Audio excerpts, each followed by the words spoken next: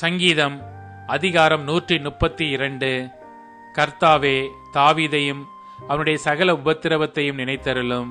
அவன், நான் கர்த்தருக்கு ஒரு இடத்தையும் யாக்கோபின் வல்லவருக்கு ஒரு வாசஸ்தலத்தையும் காணும் மட்டும் என் வீடாகிய கூடாரத்தில் பிரவேசிப்பதுமில்லை, என் படுக்கையாகிய கட்டிலின் மேல் ஏறுவதுமில்லை.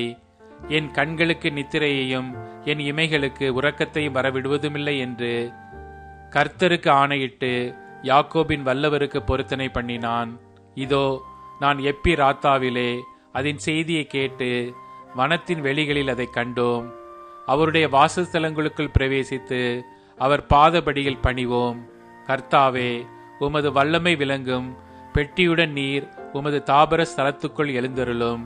உம்முடைய ஆசாரியர்கள் நீதியை தரித்து உம்முடைய பரிசுத்தவான்கள் கெம்பீரிப்பார்களாக. நீர் அபிஷேகம் பண்ணுவித்தவனின் முகத்தை உமது தாசனாகிய தாவீது நிமித்தம் புறக்கணியாதிரும்.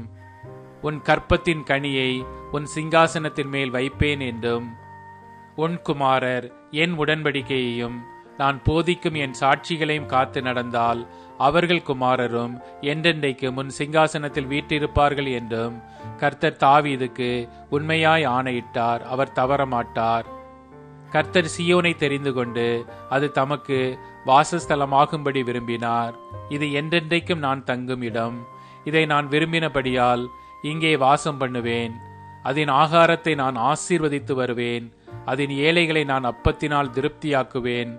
அதன் ஆசாரியர்களுக்கு இரட்சிப்பை உடுத்துவேன். அதிலுள்ள பரிசுத்தவான்கள் மிகவும் கெம்பீரிப்பார்கள். அங்கே தாவீதுக்காக ஒரு கொம்பை முளைக்க பண்ணுவேன்.